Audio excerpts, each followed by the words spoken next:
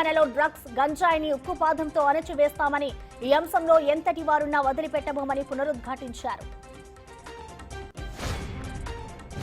తెలంగాణ రాష్ట్ర అవతరణ దశాబ్ది ఉత్సవాల్లో భాగంగా హైదరాబాద్ ట్యాంక్ బండ్ పై నిర్వహించిన సంబరాలు అమరానంటాయి. వేడుకలకు ముఖ్య అతిథిగా గవర్నర్ రాధాకృష్ణన్ హాజరయ్యారు.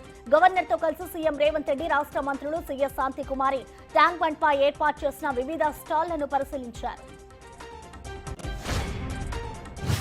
జయ జయ హే తెలంగాణ రాష్ట్ర గీతానికి 5,000 మంది ట్రైనీ పోలీసులతో నిర్వహించిన ఫ్లాగ్ వాక్ ఆకట్టుకుంది. రాష్ట్రంలోని పలు ప్రాంతాల నుంచి తరలివచ్చిన కళాకారులు తెలంగాణ చరిత్ర, సంస్కృతిని చాటి చెప్పేలా 17 కళలను ప్రదర్శించారు. వర్షం పడడంతో సాంస్కృతిక కార్యక్రమాలకు కాస్త ఆటంకం ఏర్పడింది.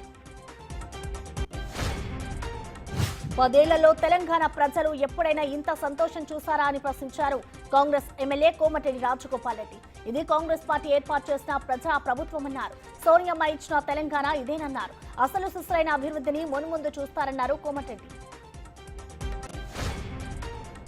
తెలంగాణలోని పలు జిల్లాల్లో వానలు కురిశాయి. హైదరాబాద్ లో వాతావరణం కాస్త చల్లబడింది.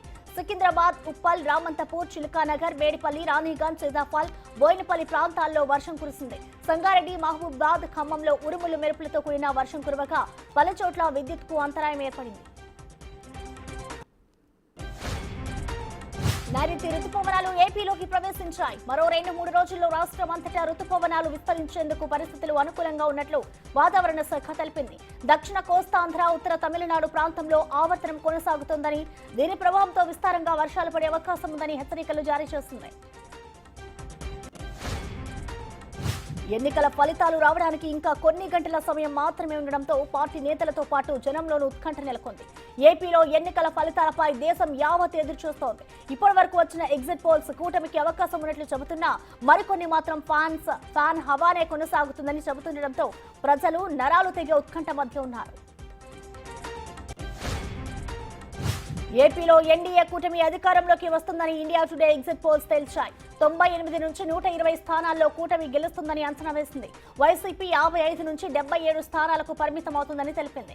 కూటమిలో ఉన్న టీడీపీ 78 నుంచి 96 స్థానాలు గెలుచుకొని ఏపీలో సింగిల్ లార్జెస్ట్ పార్టీగా ఎదుగుతుందని ఇండియా టుడే ఎగ్జిట్ పోల్స్ తో తేలింది. రిమాల్ తుఫాన్ కారణంగా ఈశాన్య రాష్ట్రాల్లో వరదల ప్రభావంపై ఉన్నతాధికారులతో ప్రధాని మోడీ రివ్యూ నిర్వహించారు. దేశవ్యాప్తంగా కొనసాగుతున్న అధిక ఉష్ణోగ్రతలు, వడగాల్పుల వల్ల అనేక రాష్ట్రాల్లో చోటు చేసుకుంటున్న మరణాలు, బాధిత కుటుంబాలకు సాయంపై ప్రధాని సమీక్షించారు. సిక్కింలో జరిగిన అసెంబ్లీ ఎన్నికల్లో Pawan Kumar Chamling party Sikkim Democratic Front కు రెండోసారి ఘోరంగా ఓడిపోయింది. 25 ఏళ్ల పాటు అప్రతిహతంగా సిక్కింలో అధికారంలో ఉన్న ఎస్డీఎఫ్ 2019లో తొలిసారి ఓడిపోయింది.